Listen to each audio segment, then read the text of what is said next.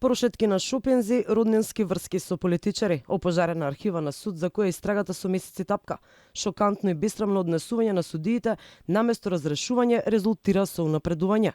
Критиките од ТЕУ и правната фила паѓаат во вода, што повеќе скандали, толку повисоко столче во судиската хиерархија.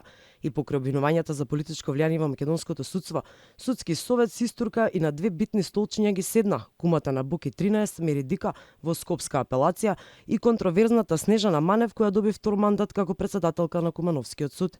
Најново, токму во овој суд се донесе скандалозна одлука за навреди и клевета за искажан збор од собраниска говорница.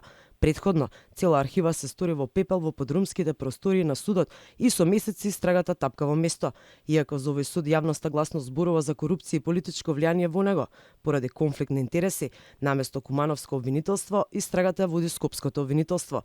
Од таму велат се чека на вештиот наод.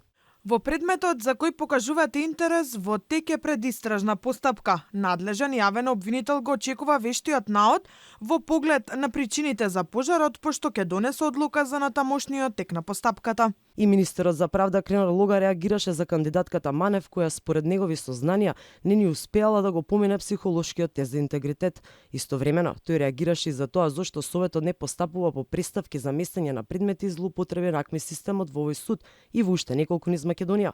Снежана Манев, председателката на Кумановскиот суд, се заколна дека ќе постапува честно како судија без никакво влијание и притисоци. Заклетвата ја даде пред сестрата на претеничката од редовите на СДСМ Снежана Калевска-Ванчева, која неодамна е избрана за член на Советот, а е поранешен граѓански судија Антонита Димовска.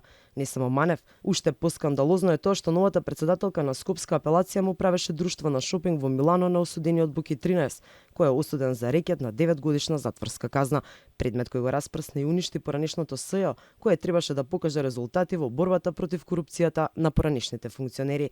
Сликата за македонското правосудство е очајна, а инертноста на власта да ги тргне рацете од судството е огромна.